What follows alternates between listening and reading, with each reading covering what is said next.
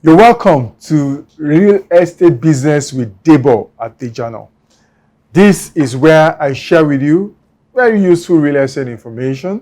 And I believe that since we've started, it's been very, very useful. We've been getting a lot of feedbacks as to the, usability of the information that we share here, the usefulness and all. And that is quite encouraging. So if you've not subscribed, please subscribe right away. Click on the subscribe button.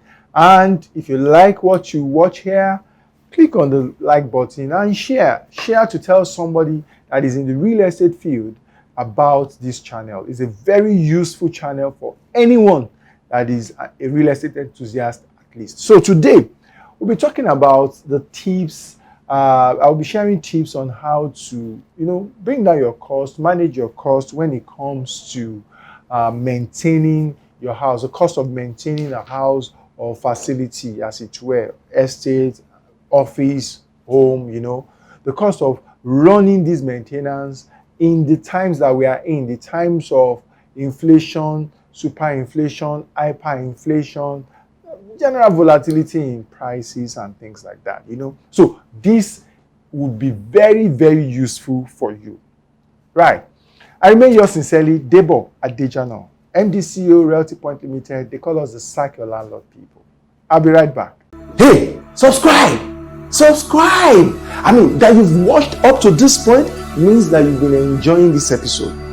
Encourage us to continue to put out valuable content like this by pressing the subscribe button. Just subscribe. It is absolutely free. A lot of people tell me, your channel is loaded, valuable content there and all of that. Encourage us by subscribing. It will help us do more. Subscribe right away.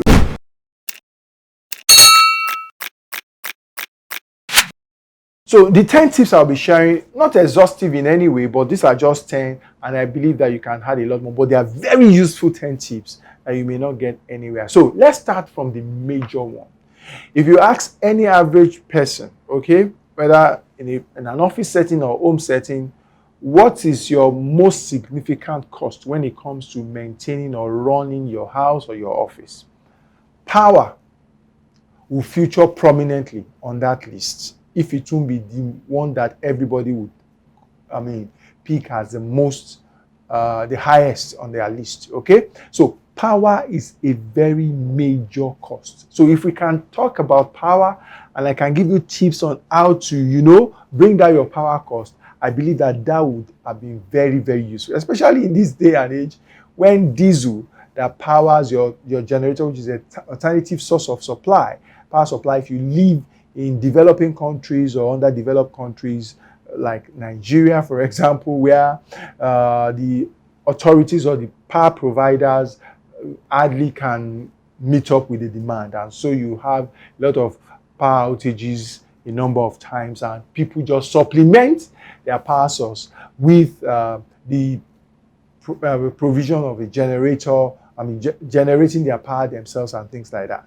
So talking about power, one major thing that you need to do as you start to try to save your cost is to even do what you call energy audits. Okay? It's very important to do your energy audit in your apartment for a number of reasons. One, so that you know the consumption right now and the equipment and facilities responsible for what, do your power audit. And when you are doing your power audit in this day and age, look out for those equipment, those facilities that now have better energy efficient versions of them in the market. So that you know whether you are using the old models and you want to plan on how to replace those items, because when you bring the energy efficient versions in, your power consumption will drop. So things, for example, like your air conditioner, you want to check to be sure that you are using the more energy efficient ones, the ones that inverters can carry and things like that.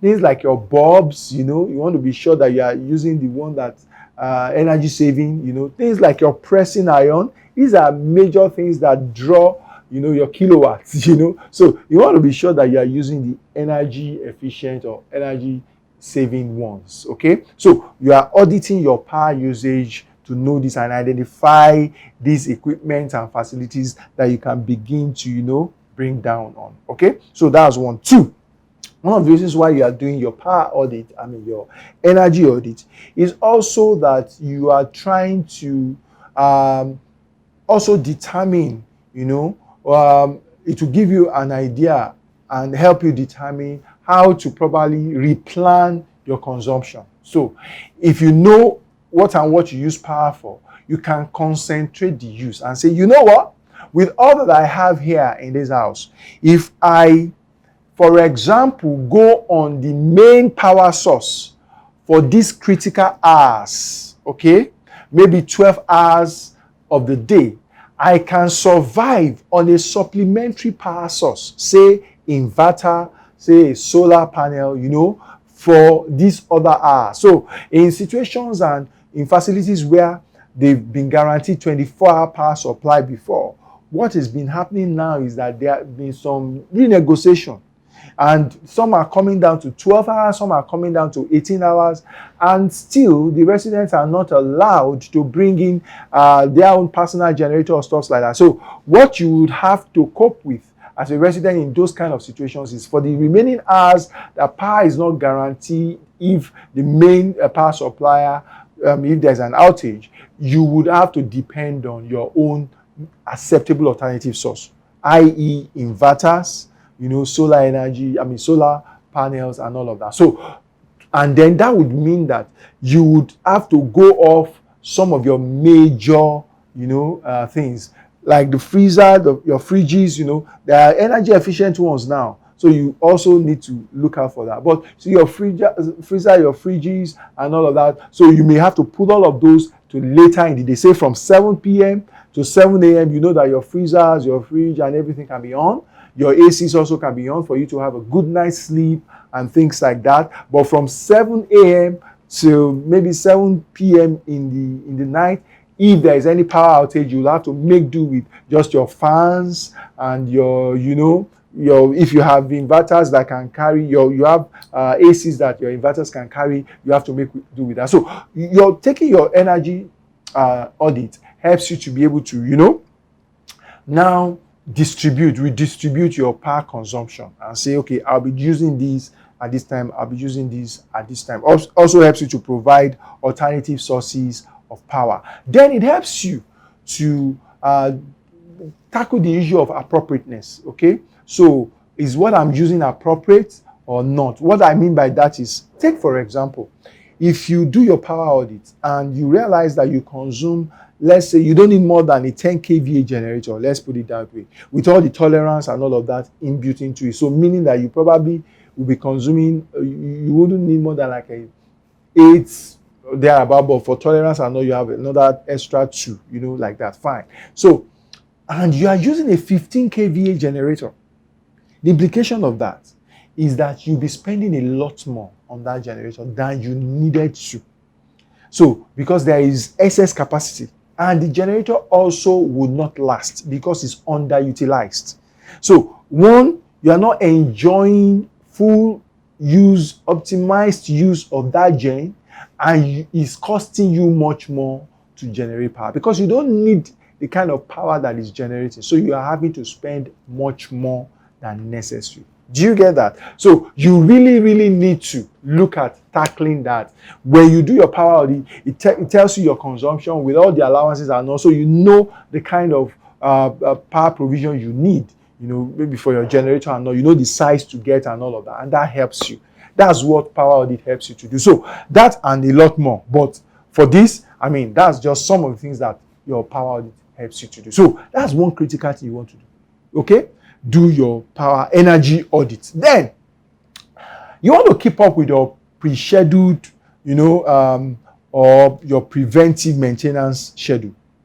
Your pre-scheduled maintenance or preventive maintenance, those maintenance that already have a schedule as to, okay, every 2,000 hours you need to service your generator, for example.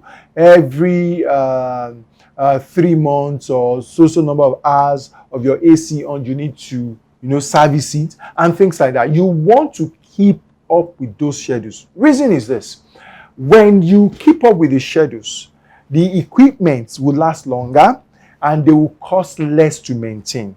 But when let's say, for example, your generator is supposed to be serviced every 2,000 hours and you are going into 2,300, 2,500, you're already stretching the gen.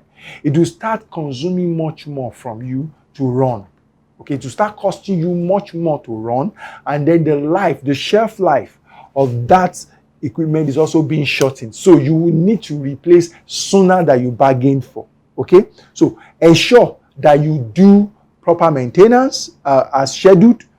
Number 3, use qualified hands. Yes, use experienced and qualified hands. Don't use quacks. Don't use people who don't know what they are doing. Don't bring them into your household, into your offices to fix your appliances, your equipment, and things like that. Because the havoc they usually cause is more than the money you are trying to save. So it's usually a case of penny wise, pounds foolish. So you want to check and make sure that you use qualified hands. Somebody said something. Somebody said something some time ago. Real life experience. He called 2 sets of guys who are into carpentry. 2 sets of guys. They are 2. They work as a group or something, as a team, to fix a door. And by the time they are through, guess what they did? They had fixed the door in such a way that the person outside can lock you in the house. You get what I'm saying? So you can't open your door from inside. Do you understand? You would have, so somebody outside can actually lock you in. Do you get? That was how they fixed the door. Meaning that these guys are novices when it comes to door locks and all of that. They still probably are still running with the mentality of the old door locks where you can open and close it from both ends.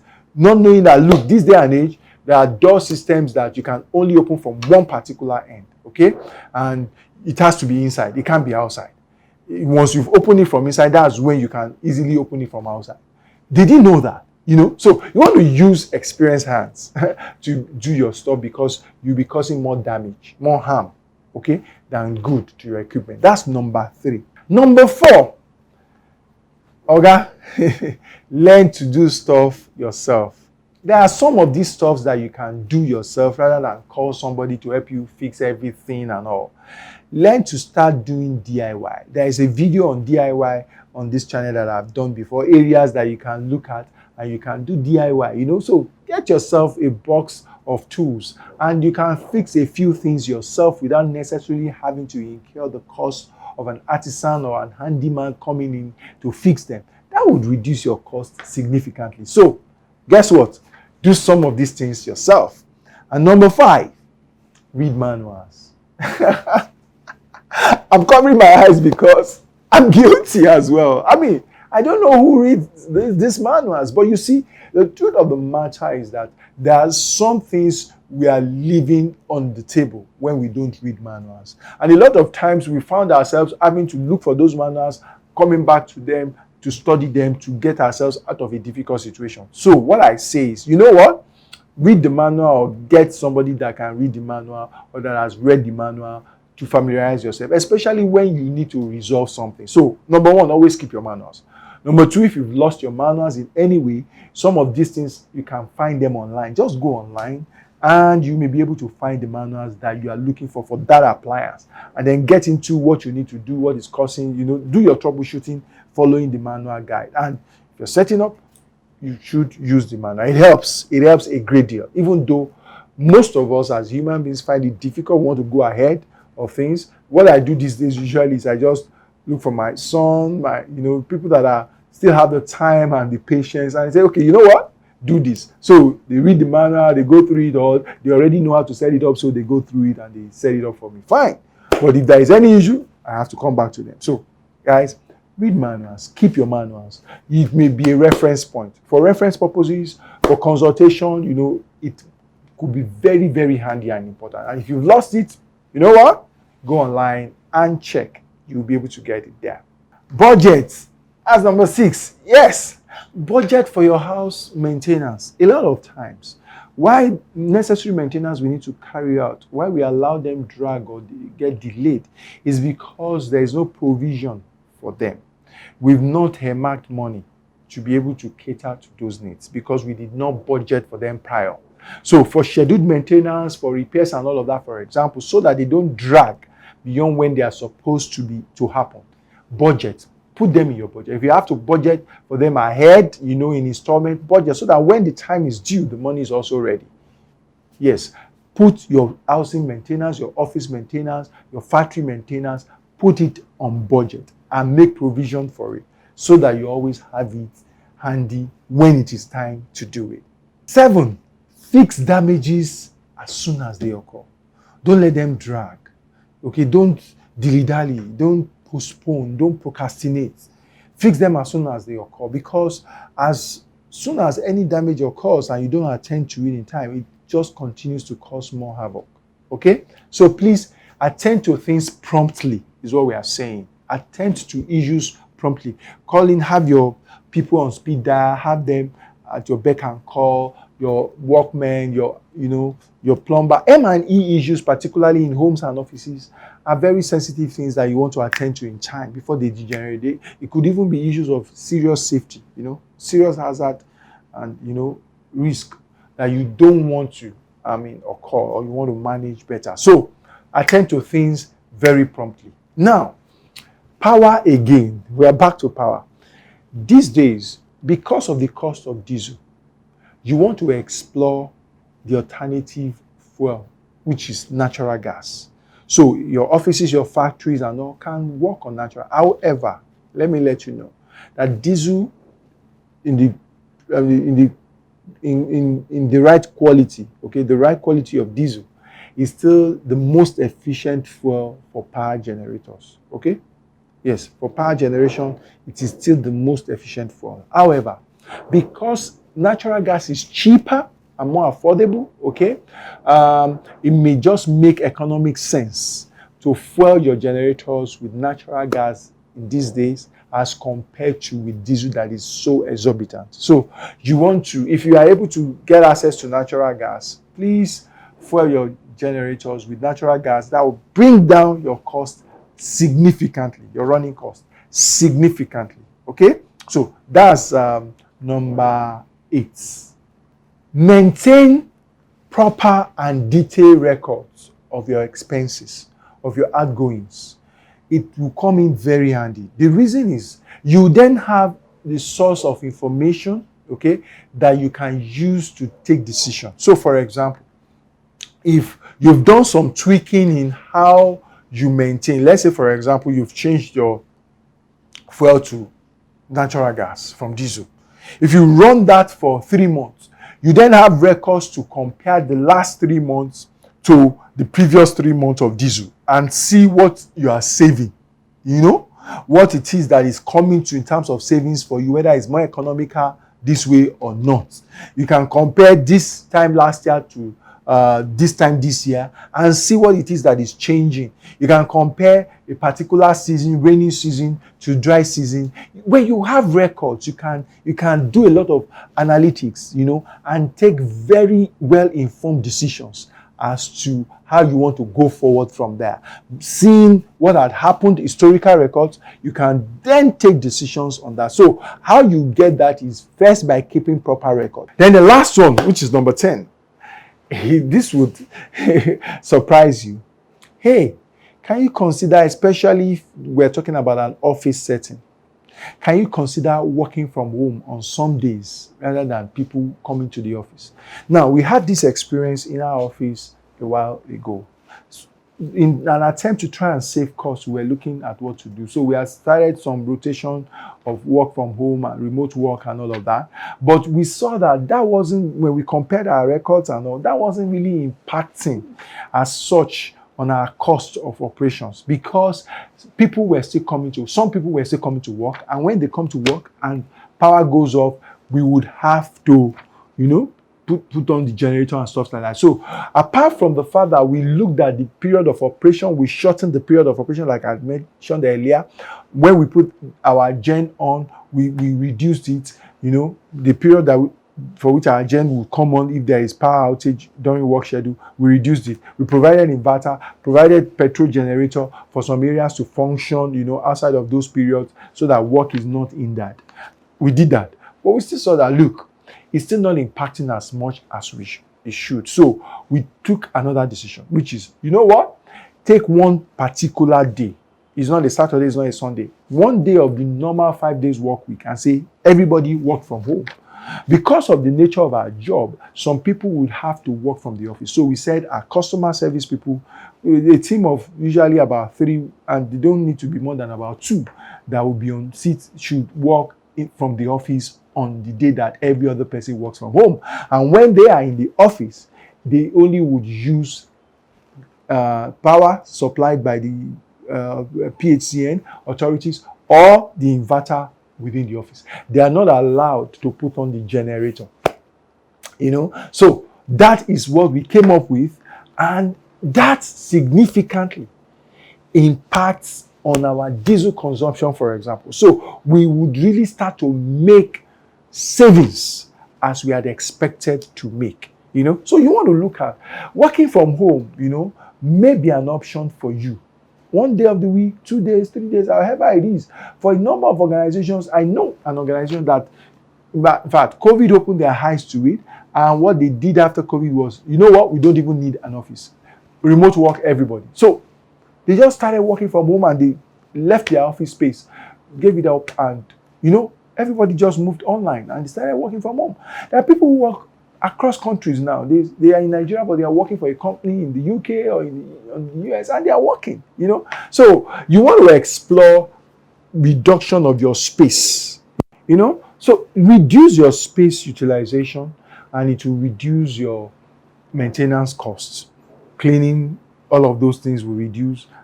Powering, all of those things will reduce, and staffing may even reduce. So you want to be able to look at these 10 things that I've raised, explore them, and I can bet you it will help you to better manage your maintenance costs. I hope that it's been interesting listening to me. Please, if you've not subscribed to our channel, click the subscribe button right now. Yes, I would appreciate that. And also, if you've enjoyed what you've listened to, you want to click on the like button and share. Share with someone that you know would need this information, because very useful information that we share in the real estate space. Till I come your way in another episode, I remain yours sincerely, Debo Adejano, in the business of helping you sack your landlord. How did you enjoy the video? Great, right? Valuable content are here, no doubt about that. So please do us a favor, encourage us by subscribing right away.